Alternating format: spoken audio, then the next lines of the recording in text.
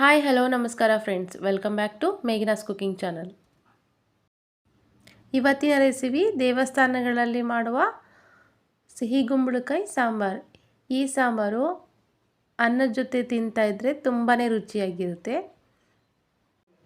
ಯಾರೆಲ್ಲ ನಮ್ಮ ಚಾನಲ್ನ ಮೊದಲೇ ಬಾರಿ ನೋಡ್ತಾ ಇದ್ದೀರೋ ಅವರು ಸಬ್ಸ್ಕ್ರೈಬ್ ಮಾಡ್ಕೊಳ್ಳಿ, ಹಾಗೆ ಪಕ್ಕದಲ್ಲಿರೋ ಬೆಲ್ ಐಕಾನ್ನ ಪ್ರೆಸ್ ಮಾಡ್ಕೊಳ್ಳಿ. ಹಾಗೆ ಈ ವಿಡಿಯೋನ ಎಲ್ಲೂ ಸ್ಕಿಪ್ ಮಾಡದೆ ಕೊನೆ ತನಕ ನೋಡಿ.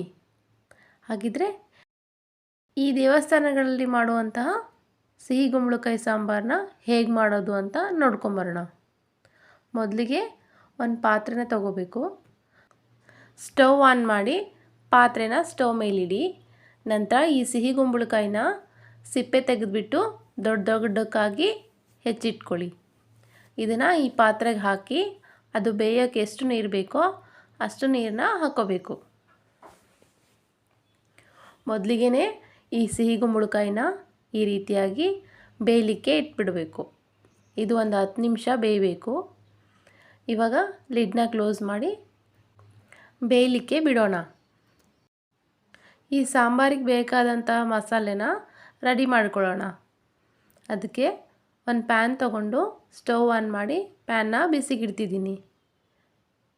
ಇದಕ್ಕೆ 4 ಟೇಬಲ್ ಸ್ಪೂನಷ್ಟು ಅಡುಗೆ ಎಣ್ಣೆನ ಹಾಕ್ಕೋತಿದ್ದೀನಿ. ಹಾಗೆ 1 ಸ್ಪೂನಷ್ಟು ಕಡಲೆಬೇಳೆ,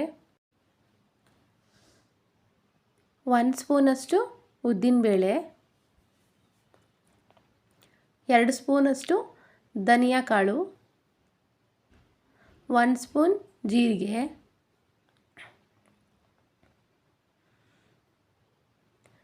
1/4 ಟೇಬಲ್ ಸ್ಪೂನಷ್ಟು ಮೆಂತ್ಯಕಾಳು, 1 ಸ್ಪೂನಷ್ಟು ಅಕ್ಕಿನ ಹಾಕ್ಕೋತಿದ್ದೀನಿ.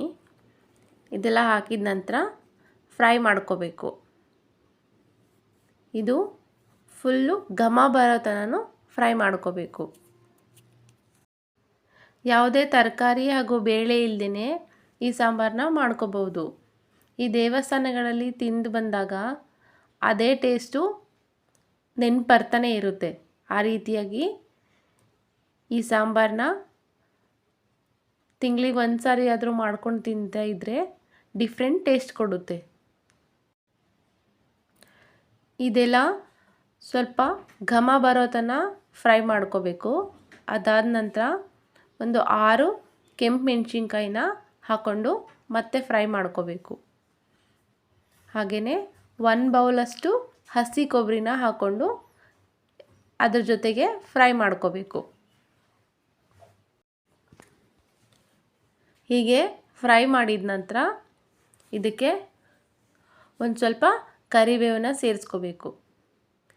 ಇದನ್ನು ಸ್ವಲ್ಪ ಬಾಡಿಸ್ಕೊಂಡು ಈ ಹುರ್ಕೊಂಡಿರೋ ಮಸಾಲೆ ಪದಾರ್ಥ ಎಲ್ಲ ಸ್ವಲ್ಪ ತಣ್ಣಗಾಗಲಿಕ್ಕೆ ಒಂದು 5 ನಿಮಿಷ ಬಿಡಬೇಕು.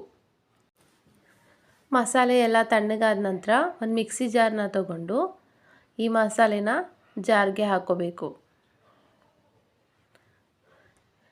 ಹಾಕೊಂಡ ನಂತರ ಒಂದು 1/2 ಟೇಬಲ್ ಸ್ಪೂನಷ್ಟು ಅರಿಶಿನ ಪುಡಿನ ಹಾಕ್ಕೋತಿದ್ದೀನಿ. ಇದನ್ನು ತರ್ತರಿಯಾಗಿ ರುಬ್ಬಬೇಕು, ಫೈನ್ ಪೇಸ್ಟ್ ಮಾಡಬಾರ್ದು. ಇವಾಗ ಈ ಕುಂಬಳಕಾಯಿ ಬೆಂದಿದೆ ಇಲ್ಲೋ ಅಂತ ನೋಡೋಣ.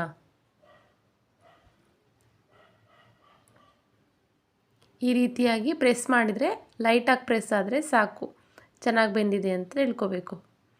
ಇವಾಗ ಈ ರುಬ್ಬಿರೋ ಮಸಾಲೆ ಎಲ್ಲ ಇದಕ್ಕೆ ಹಾಕ್ಕೊಳ್ಳೋಣ. ಡೈರೆಕ್ಟಾಗಿ ಇದಕ್ಕೆ ಹಾಕ್ಕೊಂಡು ಒಂದು ಸಾರಿ ಚೆನ್ನಾಗಿ ಬಾಯ್ಲ್ ಮಾಡಬೇಕು.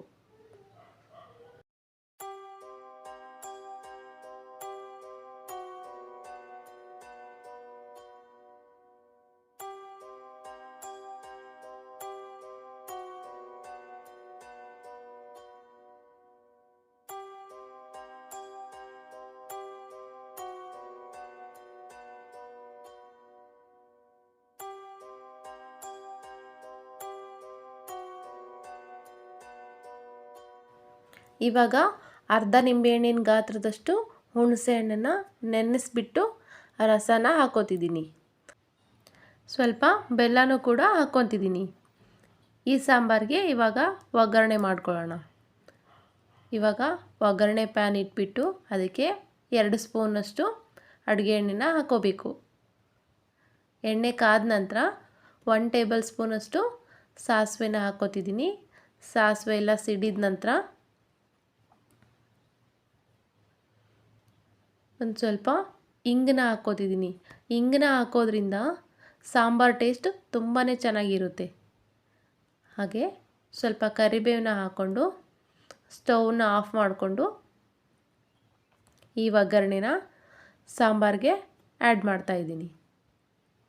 ಕೊನೆಯದಾಗಿ ಈ ಫೈನಲ್ ಟಚ್ ಅಂತ ಈ ರೀತಿ ಒಗ್ಗರಣೆ ಕೊಡೋದ್ರಿಂದ ಸಾಂಬಾರ್ ಘಮ ಅದ್ಭುತವಾಗಿರುತ್ತೆ. ಈ ರೀತಿ 5 ಮಿನಿಟ್ಸ್ ಬಾಯ್ಲ್ ಆದಮೇಲೆ ಸಾಂಬಾರ್ ರೆಡಿ ಆಗುತ್ತೆ. ಇದನ್ನು ಸರ್ವಿಂಗ್ ಬೌಲ್ಗೆ ಸರ್ವ್ ಮಾಡ್ಕೊಳ್ಳೋಣ. ಈ ರೆಸಿಪಿ ನಿಮಗೆ ಇಷ್ಟ ಆಗಿದೆ ಅನ್ಕೋತೀನಿ. ಇಷ್ಟವಾದರೆ ಲೈಕ್ ಮಾಡಿ, ಶೇರ್ ಮಾಡಿ, ಹಾಗೆ ಸಬ್ಸ್ಕ್ರೈಬ್ ಮಾಡಿ. ಪಕ್ಕದಲ್ಲಿರೋ ಬೆಲ್ ಐಕನ್ನ ಪ್ರೆಸ್ ಮಾಡಿ. ಇನ್ನಷ್ಟು ರೆಸಿಪಿಗಳಿಗಾಗಿ ಕಮೆಂಟ್ ಮಾಡಿ ತಿಳಿಸಿ. Thanks for watching.